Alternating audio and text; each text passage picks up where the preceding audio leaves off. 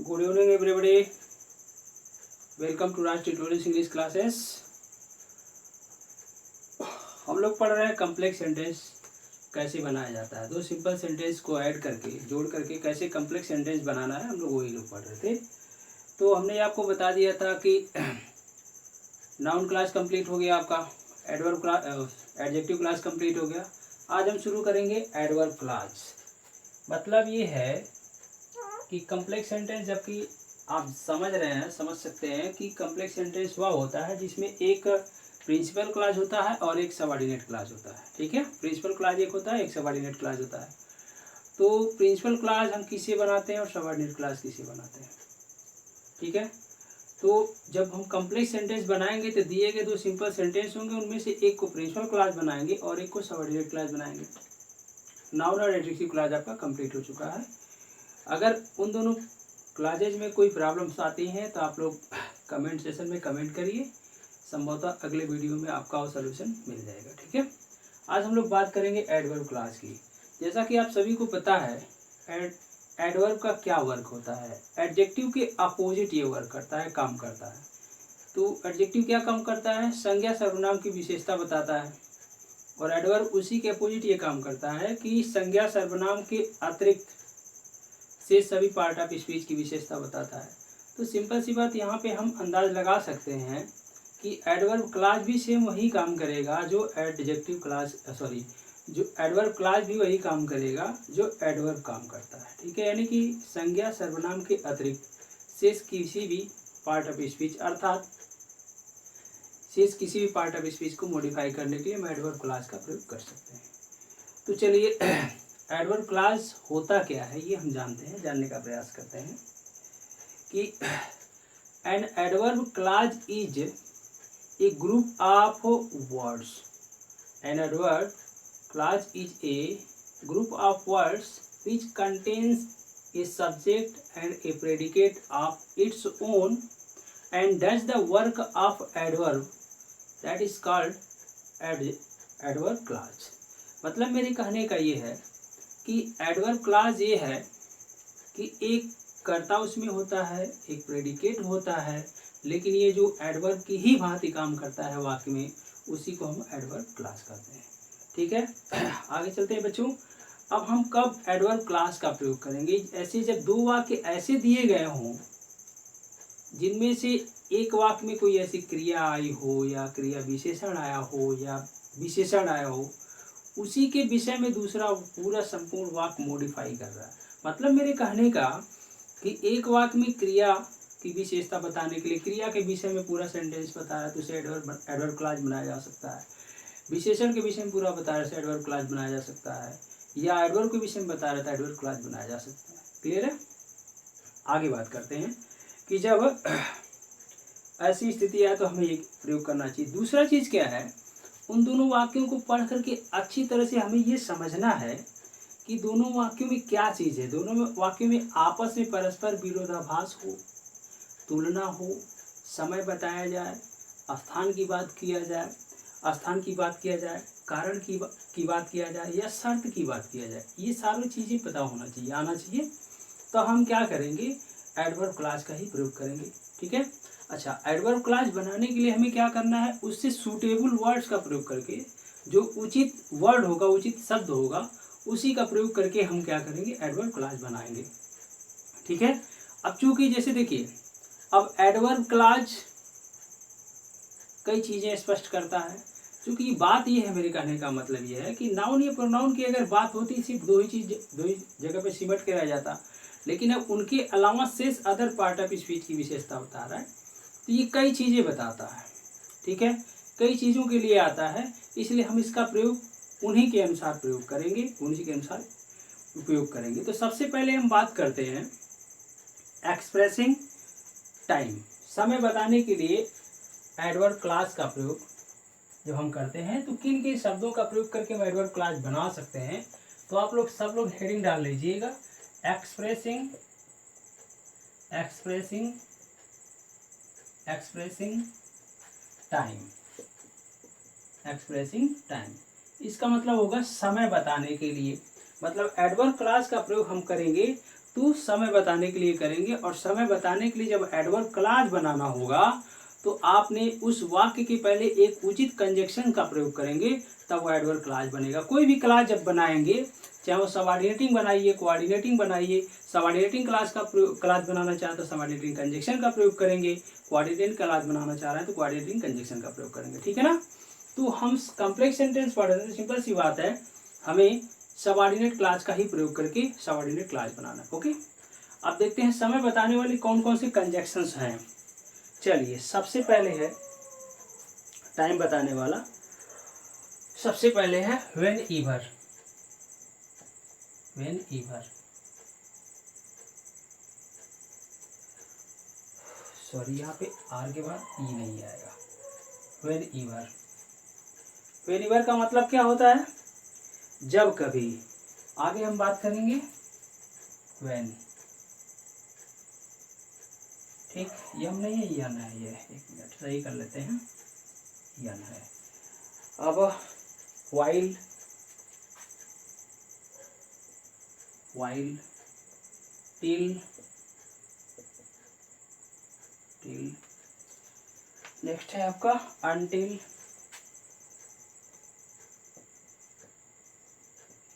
Until, before after, before after,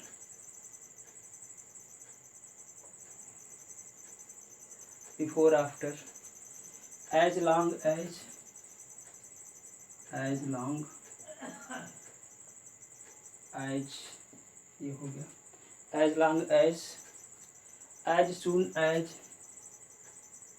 as as soon, ठीक है। Next है आपका सिंस, सिंस, ठीक है। इतने सारे वर्ड्स होते हैं जो प्रयोग में आते हैं सबऑर्डिनेटिंग कंजक्शन बनाने के लिए, सॉरी सबऑर्डिनेट क्लॉज बनाने के लिए, और जब कभी इनका प्रयोग करते हैं तो ये बनाते हैं हमेशा एडवर्ब क्लॉज ऑफ टाइम, ठीक है। मतलब इन कंजक्शंस का प्रयोग करके आप जब भी जो भी क्लॉज बनाएंगे, एडवर्ब क्लॉज बनाएंगे, तो वो एडवर्ब क्लॉज ऑफ टाइम होगा, ठीक है। चलिए, अब इसका अर्थ जान लेते हैं, कौन सा शब्द इसके लिए प्रयोग किया जाता है। व्हेन ईवर का मतलब होगा जब कभी, व्हेन का मतलब जब होगा, व्हाइल का मतलब जबकि, टिल का मतलब होता है तक, और ये अनटिल जो होता है, इन दोनों में थोड़ा सा अंतर देखिए। टिल है, टिल का मतलब तक होगा, अनटिल का मतलब तब तक, बिफोर माने पहले, आफ्टर माने बाद में, एज लॉन्ग एज का मतलब होगा अगर, एज सुन एज का मतलब ज्यों ही होता है, और सिंस का मतलब क्या होगा? सिंस का मतलब तब से, याद रखिएगा, तब से। अब इसका प्रयोग हम कैसे करेंगे ये देखिए। समय से समय पता लगे, मतलब हो सकता है कोई एक्शन हो गया उसके बाद दूसरा एक्शन हो रहा है, तो हम क्या करेंगे, दोनों वाक्य के अर्थ को अच्छे से समझेंगे और समझ करके उसकी उसे हिंदी में जोड़ेंगे, उसके बाद से जोड़ कर इसको ट्रांसलेट कर देंगे, ये बन जाएगा आराम से, ठीक है। ज़्यादा दिक्कत नहीं है, और आपको घबराना नहीं है, परेशान नहीं होना है कि मुझे अर्थ नहीं निकालना था, और परेशान ना होइए। इतना लंबा सेंटेंस नहीं देगा कि आपको उसका अर्थ नहीं समझ में आएगा, उसका मतलब निकाल लेंगे। इतना छोटा छोटा सेंटेंस है, ज़्यादा बड़ा नहीं होता है। जब भी कंबाइन करने के लिए आएगा बाबू ना सेंटेंस, तो छोटा छोटा सेंटेंस देगा, उसको जोड़ करके बड़ा वाक्य बनाना। इतना लंबा सेंटेंस नहीं देता है कि आपको मतलब उसका ना समझ में आए, ठीक है। तो पैनिक नहीं होना, परेशान नहीं होना है। शुरू करते हैं। अब एग्जाम्पल्स हम देखते हैं, ठीक है। एग्जाम्पल देखते हैं कहाँ पे हम प्रयोग करेंगे इसका। चलिए, ओके।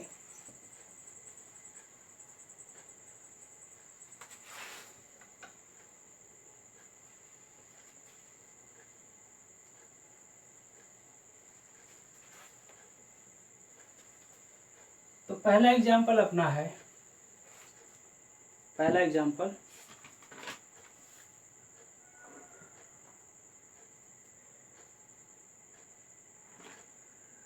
आई वेटेड राम। पहला एग्जाम्पल, आई वेटेड राम। अगर आप इसका नोट बनाना चाहते हैं तो नोट बना लीजिए आराम से, वीडियो को 2 बार 3 बार देख करके अब बना लीजिए। आई waited him till his arrival. आई waited him till his arrival. ये वाक्य अपना है, इसे ऐड करके हमें एक कॉम्प्लेक्स सेंटेंस बनाना है। पढ़ के देखिए। अभी मैंने क्या बताया, इंट्रो में मैंने क्या बताया कि एडवर्ब क्लास जो होता है ना, वह प्रिंसिपल क्लास में आई हुई क्रिया की विशेषता बताता है, क्रिया विशेषण की विशेषता बताता है, या विशेषण की विशेषता बताता है। पढ़ करके दोनों को जानने की कोशिश हम करते हैं। आई वेटेड राम, मैंने राम की प्रतीक्षा की। आई वेटेड हिम, मैंने उसकी प्रतीक्षा की। टिल हिज अराइवल, उसके आने तक। अब ये देखिए जरा, अगर आप इसमें थोड़ा सा दिमाग दौड़ाएंगे तो दोनों वाक्यों में हम देखेंगे सबसे पहली चीज जो दोनों में एक शब्द है कॉमन जो आया है, आई वेटेड, दोनों में। तो सिंपल सी चीज है, इनको हम एक ही बार लिख दें तो भी काम चल जाएगा। अब राम के लिए हिम का प्रयोग किया गया है, तो ये राम और हिम भी कॉमन हो गए, यानी कि वेटेड दोनों का ऑब्जेक्ट जो है राम ही है। यहाँ पर भी यही है, यहाँ पर भी यही है। ठीक है, अच्छा ट्रिक छोड़िए, आप अभी ट्रिक में बता देंगे। पहले आप देखिए दूसरा वाक्य क्या कर रहा है। मैंने यही बताया ना कि वो क्या होगा कि पहली वाक्य में कोई क्रिया आई होगी, विशेषण आया होगा या क्रिया विशेषण। ठीक है, उसी की विशेषता दूसरा वाक्य बताता है। नेक्स्ट देखते हैं। Ram waited, I waited Ram, मैंने राम की प्रतीक्षा की। I waited him till his arrival. अब दूसरा क्या कर रहा है, I waited him till his arrival, मैंने उसकी प्रतीक्षा उसके आने तक की।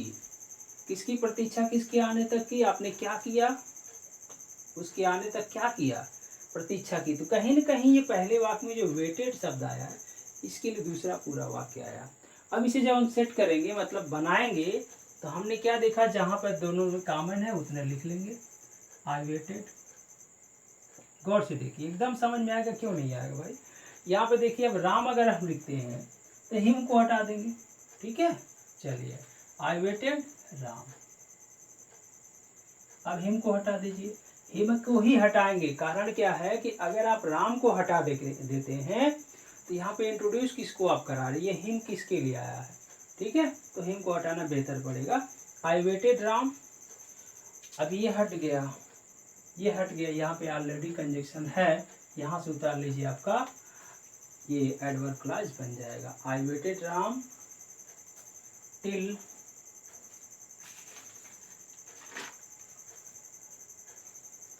His arrival, till his arrival. देखिए इस तरह के क्वेश्चन यूपी बोर्ड में बहुत ज़्यादा पूछा जाता है, बहुत ज़्यादा अक्सर करके आता है, तो ऐसे में कंफ्यूज नहीं होना है। एक ट्रिक मैं बता देता हूँ, उसे देखिए। दोनों वाक्य को गौर से पढ़िए। वाक्य का कर्ता और क्रिया दोनों सेम है। ठीक है, यहाँ पे नाउन आ गया, उसी का प्रोनाउन दूसरे वाक्य का ऑब्जेक्ट है। यहाँ पे प्रीपोजिशन जरूर रहेगा। ठीक है, और वो प्रीपोजिशन कौन होगा, वो प्रीपोजिशन कौन होगा, जो एडवर्ब क्लॉज ऑफ टाइम बताने के लिए, मतलब एडवर्ब क्लॉज ऑफ टाइम बताने के लिए जिस प्रीपोजिशन का प्रयोग हम करते हैं, उनमें से कोई एक होगा। तो आपने क्या करना है, यहाँ तक का पूरा सेंटेंस जो काम है ना वहाँ तक होता, लेकिन अगर ये नाउन है तो इसका ऑब्जेक्ट यहाँ पे प्रोनाउन रहेगा, प्रोनाउन को हटा देना, मतलब यहाँ तक हटा दीजिए, दूसरे वाक्य को यहाँ तक हटा दीजिए, इसको प्रिंसिपल क्लॉज बना लीजिए, यहाँ से जोड़ दीजिए, सिंपल सी चीज़ है। ठीक है, दूसरा एग्जाम्पल देखते हैं, दूसरा एग्जाम्पल देखते हैं। चलिए, जिन बच्चों को समझ में नहीं आता है, वीडियो को एक बार, दो बार, तीन बार, दो बार रिवाइंड करके देखिए। ठीक है, समझ में जरूर आ जाएगा। ठीक है, ये सीमित चीज़ होता है, ज़्यादा लेंदी वीडियो बनाना नहीं होता है। ठीक, कम से कम समय में ज़्यादा से ज़्यादा देने की कोशिश आप सबको किया जाता है। नेक्स्ट एक और वाक्य देखिए, वो भी ट्रिक वाला है। आई had left home he came letter, बहुत ही बढ़िया। आई हैड लेफ्ट होम, यहाँ पर स्टॉप लगा दिया, he came later.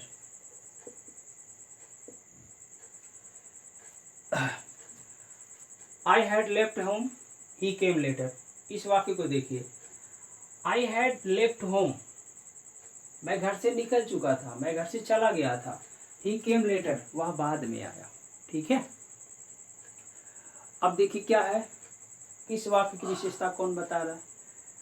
I left home, मैं घर से निकल गया था। ही केम लेटर, वह बाद में आया। तो वह बाद में कब आया, कब आया, जब मैं घर से चला गया था। ठीक है, तो कहीं न कहीं ये पूरा वाक्य इस वर्ब के लिए मॉडिफिकेशन में आया।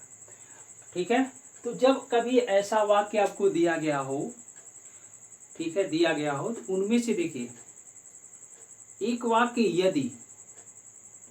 यदि पास्ट परफेक्ट टेंस का हो और दूसरा वाक्य यदि पास्ट इंडेफिनिट का हो। ठीक है, तो आप स्वतंत्र हैं, बिफोर या आफ्टर में से जो उचित कंजक्शन पड़ेगा उसी का प्रयोग करके हम सबऑर्डिनेट क्लॉज का सबऑर्डिनेट क्लॉज बना सकते हैं। समझ पा रहे हैं हमारी बात। अब अगर हम इसको आई हैड लेफ्ट होम, मैंने घर से निकल गया था, मैं घर से चला गया था। ही केम लेटर, वह बाद में आया। अब मैंने क्या बताया, देखिए पास्ट परफेक्ट का वाक्य है, ये पास्ट इंडेफिनिट का वाक्य है। ठीक है ना, तो आप चाहें तो बिफोर का भी प्रयोग कर सकते हैं, आफ्टर का प्रयोग कर सकते हैं, जो उचित रहेगा। इसे देखिए, आंख मूंद करके काम नहीं करना, जो उचित लगेगा उसी का प्रयोग करके हम बनाएंगे। अब अगर हम ये देखें कि कौन सा एक्शन किसके बाद हो रहा है, मेरे जाने के बाद ही तो वह वहाँ आया, मेरे जाने के बाद ही तो आया। तो अगर ऐसी स्थिति में हम बिफोर का प्रयोग करते हैं तो हमें जाहिर सी बात है प्रेजेंट पर पास्ट परफेक्ट टेंस का वाक्य पहले रखना होगा। ठीक है, उसके बाद पास्ट इंडेफिनिट रखना होगा। अगर इसे हम आफ्टर से जोड़ना चाहते हैं, तो हम क्या करेंगे, इसे आफ्टर से अगर जोड़ना चाहते हैं तो पास्ट इंडेफिनिट को पहले लाएंगे। ठीक है, पास्ट परफेक्ट को बाद में लाएंगे। दोनों में से किसी एक से जोड़ सकते हैं। जैसे अगर बिफोर से जोड़ते हैं तो ऐसे होगा, I had left home before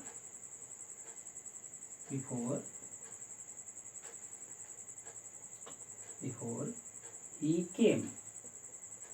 ये लेटर हटा देना है। ठीक है, अगर हम आफ्टर का प्रयोग करेंगे तो इसे उल्टा कर देना है, ये हो जाएगा ही केम आफ्टर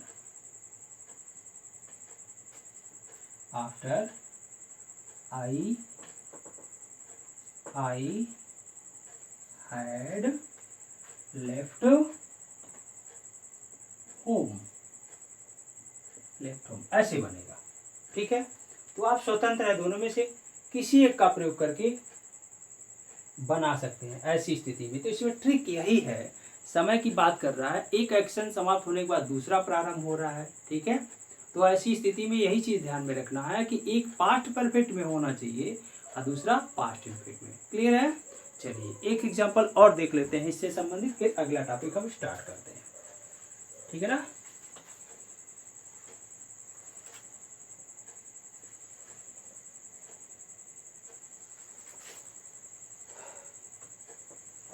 चलिए कभी भी घबराना नहीं चाहिए, नया टॉपिक हो घबराना नहीं चाहिए, आसानी से शांति से समझने की कोशिश करना चाहिए। समझेंगे तो आपके लिए वो सिलेबस आसान हो जाएगा, वो चीज़ आसान हो जाएगी। भागेंगे तो वही चीज़ कठिन हो जाएगी। ठीक है ना, चलिए अब हम एक दूसरा सेंटेंस लेते हैं।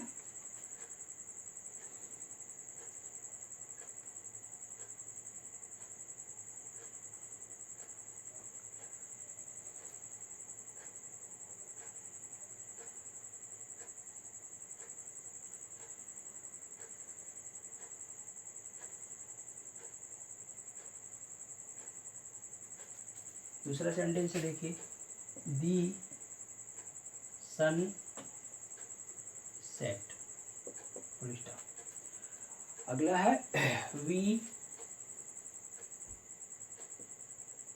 केम बैक होम, ये वाक्य है। The sun set we came back home. सूर्यास्त हो गया, हम घर वापस आ गए। अब एक कार्य के बाद दूसरा कार्य हो रहा है, तो इसमें देखिए कौन सा शब्द उचित बनेगा। ये ऐसा नहीं हो सकता कि सूर्यास्त के पश्चात हम घर वापस आए, ऐसा नहीं हो सकता। बोलिए, हो सकता है ना? तो व्हेन का प्रयोग करके जोड़ सकते हैं, तो ऐसे हो जाएगा we came back when the sun set. बस सिंपल सी चीज है, खत्म। ये हो जाएगा we came back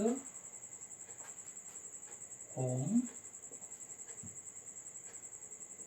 when the sun set. चलिए, हो गया। अगर आप वेन को प्रारंभ में रख करके बनाना चाहते हैं तो भी बना सकते हैं। थोड़ा सा रीजन ये होगा, थोड़ा सा कारण ये होगा कि जो कार्य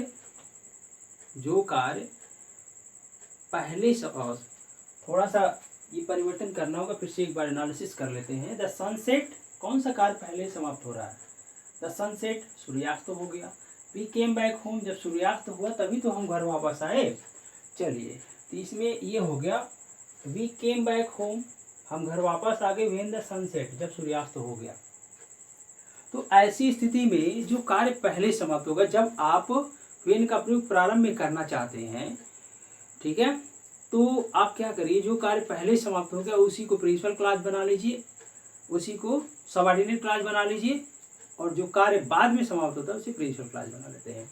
तो ऐसे हो जाएगा। ऐसे में सबऑर्डिनेट क्लॉज कौन बना है? अगर हम बीच में प्रयोग कर रहे हैं, जो कार्य बाद में समाप्त हो रहा है उसको हम प्रिंसिपल क्लॉज बना। देखिए, द सनसेट, सूर्यास्त हो गया, ये कार्य पहले समाप्त हो रहा है। वी केम बैक होम, हम घर वापस आ गए, ये कार्य बाद में समाप्त हो रहा है। तो ऐसी स्थिति में अगर हम वेन को बीच में रख करके हम जोड़ना चाहते हैं, तो जो कार्य बाद में समाप्त हो रहा है उसको सबऑर्डिनेट क्लॉज बनाएंगे, यानी कि वेन का प्रयोग इसके पहले करेंगे, उसे प्रिंसिपल क्लॉज बनाएंगे। ठीक है, अगर वेन को पहले रख करके हम बनाना चाह रहे हैं, तो जो कार्य पहले समाप्त है उसको सबऑर्डिनेट क्लॉज बना लेंगे। ऐसे हो जाएगा वेन द सन सेट। ठीक है, अब यहाँ पे आपको कामा लगाना होगा। वी केम बैक होम, ये चीज। ठीक है, तो मेरे प्यारे बच्चों, आपको ये चीज समझ में आ गई होगी। ठीक है, एक्सप्रेसिंग टाइम समझ में आ गया होगा। और हम बात करते हैं अपने अगले टॉपिक की, वो क्या है? एक्सप्रेसिंग प्लेस, समय बताने वाले। एडवर्ब क्लॉज अगर समय की जगह पे स्थान बता रहा है तो उसके लिए हम क्या करते हैं? अगला हेडिंग डालिए।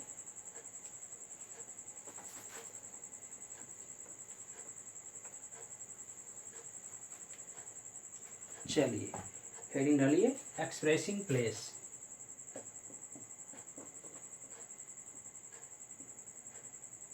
एक्सप्रेसिंग प्लेस, एक्सप्रेसिंग प्लेस, समय बताने के लिए।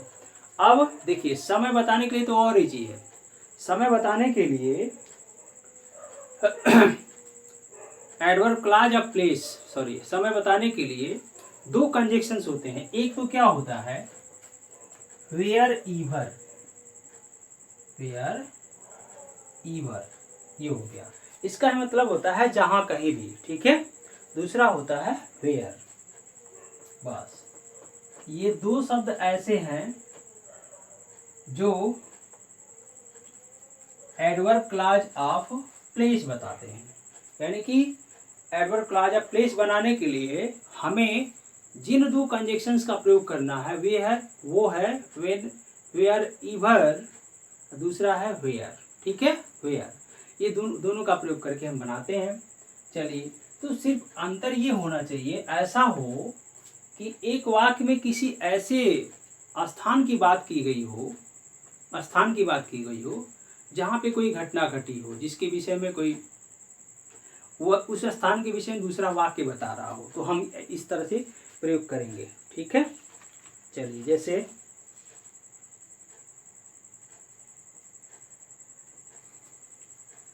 तो देखिए फिर से बता दे रहे हैं आपको, जैसे एडवर्ब प्लेस, एक्सप्रेसिंग प्लेस का प्रयोग हम कहाँ करेंगे कि दो वाक्य ऐसे दिए गए हों जिसमें दोनों में से किसी एक वाक्य में किसी ऐसे स्थान की बात की गई हो जिसके विषय में दूसरा वाक्य बता रहा हो, ठीक है ना।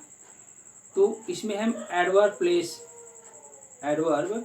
प्लेस आप एडवर्ब क्लॉज ऑफ प्लेस का प्रयोग करके हम क्या करेंगे, वो जोड़ करके क्या करेंगे, दोनों वाक्यों को कॉम्प्लेक्स बना सकते हैं। चलिए देखते हैं। चलिए अगला एग्जांपल देखते हैं क्या है अपना।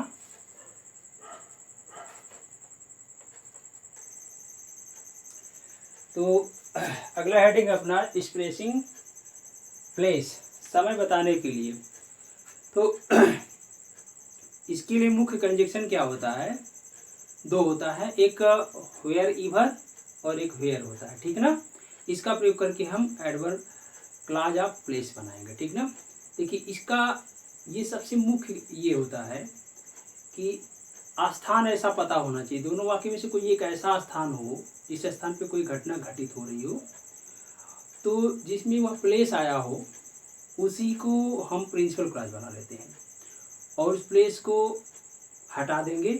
उसी प्रिंसिपल क्लॉज की, मेरे कहने का मतलब है कि मुख्य क्रिया, प्रिंसिपल क्लॉज का जो मुख्य क्रिया होगा उसी के बाद एडवर्ब क्लॉज हम शुरू करेंगे, ठीक है ना। चलिए एक एग्जांपल देखिए फिर आपको अच्छे से समझ में आएगा।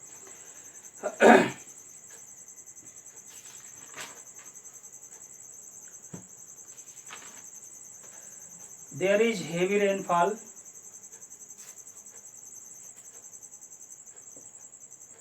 There is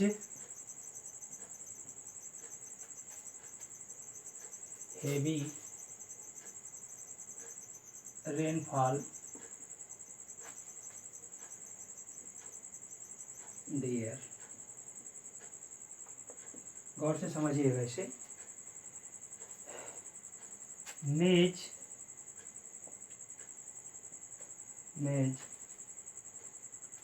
will not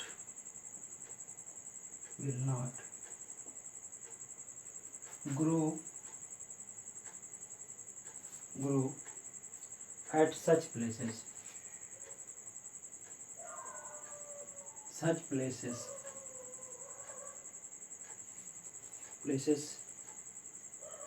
चलिए प्लेस है, ये वाक्य है, इसका प्रयोग हम करेंगे, इन दोनों को जोड़ करके कॉम्प्लेक्स सेंटेंस बनाएंगे। There is a heavy rainfall there, कह रहा है कि वहाँ बहुत ज़्यादा बारिश होती है। Maize will not grow,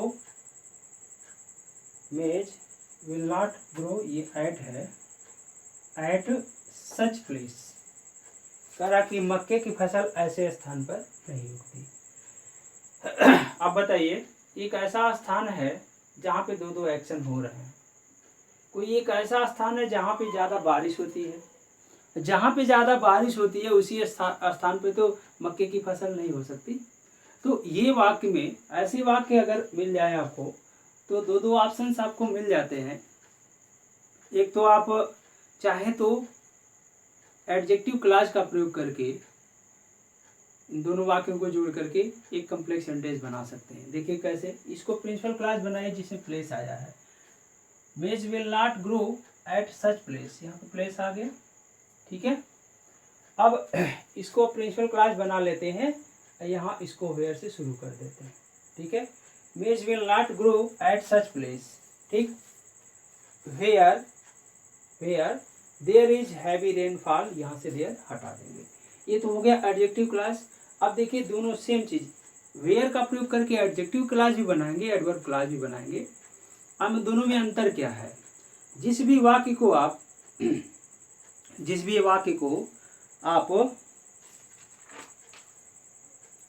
principal clause बनाते हैं, प्रिंसिपल क्लॉज मतलब मेरे कहने का ये है, प्रिंसिपल क्लॉज आप उसी वाक्य को बनाएंगे जिसमें प्लेस शब्द का प्रयोग किया गया होगा, मतलब उस स्थान की तरफ इशारा किया गया होगा, वह शब्द जिस वाक्य में होगा उसी को प्रिंसिपल क्लॉज बनाएंगे। यहाँ पे देखिए दोनों एक्शन एक ही स्थान पे हो रहे हैं, ज़्यादा बारिश भी हो रही है, ठीक है, इसी स्थान पर मक्के की फसल भी नहीं उग रही है। तो अगर हम एडवर्ब क्लॉज का एडवर्ब क्लॉज या प्लेस का प्रयोग करके दोनों वाक्य को जोड़ के एक प्रिंसिपल क्लॉज बना, एक कॉम्प्लेक्स सेंटेंस बनाना चाह रहे हैं, तो हम क्या करेंगे, यहाँ पे हम मुख्य क्रिया के पश्चात ही प्रयोग कर लेंगे, मुख्य क्रिया के पश्चात ही एडवर्ब क्लॉज का प्रयोग करेंगे। इसी बात का ध्यान देना है। एडजेक्टिव क्लॉज में क्या होता है, इस प्लेस का भी प्रयोग करेंगे। चलिए पहले एडवर्ब क्लॉज बनाते हैं, फिर एडजेक्टिव क्लॉज से भी इसको सॉल्व करके दिखाते हैं। तो इसको हम प्रिंसिपल क्लॉज बनाएंगे जिसमें ये वह स्थान का बात किया गया है। चलिए ये हो जाएगा, मेज विल नॉट ग्रो। अब यहाँ पे एट और सच, प्लेस, ये दोनों हटा देंगे, तीनों शब्द हटा देंगे, ठीक है। अब कहाँ पे वेयर का प्रयोग करिए भाई, वेयर हमने लगा दिया। अब इस वाक्य को आप सबऑर्डिनेट क्लॉज बना लीजिए, where there is heavy rainfall. ये तो बना आपका adverb clause of place. Adverb clause of place का प्रयोग हम जब भी करेंगे तो जिस वाक्य को आप प्रिंसिपल क्लॉज बना रहे हैं उसी के मुख्य क्रिया के तुरंत बाद स्टार्ट होना चाहिए। समझ में आ रहा है डियर स्टूडेंट्स? आपको ये चीज हमेशा याद रखना होगा कि मुख्य क्रिया के तुरंत बाद स्टार्ट होना चाहिए, ठीक है। अगर मुख्य क्रिया के तुरंत बाद प्लेस आ गया, प्लेस के बाद वेयर से स्टार्ट करते हैं क्लॉज, तो वो एडजेक्टिव क्लॉज बन जाएगा। इसी वाक्य को देखिए, एडजेक्टिव क्लॉज हम बना रहे हैं, एडजेक्टिव क्लॉज बना करके ऐड कर रहे हैं। क्या होगा, ये पूरा का पूरा वाक्य यहां तक नोट कर लेंगे। Maize will not grow at such place, ठीक, where there is heavy rainfall. ये देखिए बन गया। तो एडवर्ब क्लॉज और एडजेक्टिव क्लॉज में क्या अंतर है, इस मुख्य क्रिया के बाद अगर वेयर या वेयर इवर से शुरू होता है जो क्लॉज, तो एडवर्ब क्लॉज होगा, और नहीं तो अगर इसके बाद अगर प्लेस आता है फिर शुरू होता है ये वेयर, तो ये हो जाएगा एडजेक्टिव क्लॉज, ठीक है। चलिए एक एग्जांपल और ले लेते हैं हम सब, ताकि आपको अच्छे से समझ में आ जाए, ठीक है।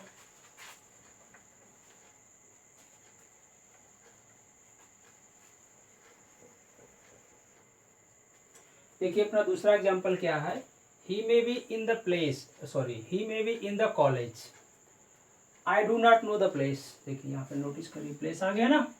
इसी वाक्य को आप प्रिंसिपल क्लॉज बना लो, ये हो जाएगा आई डू नॉट नो, ठीक। यहाँ पे लिखेंगे आई do not no, I do not no, ठीक। अभी प्लेस समाप्त कर दिए, हटा दिए, where he may be in the college, he may be in the college, इस प्रकार से ये बनेगा, ठीक है। तो आई होप आपको ये एडवर्ब क्लॉज समझ में आया होगा, एडवर्ब क्लॉज ऑफ प्लेस समझ में आ गया होगा।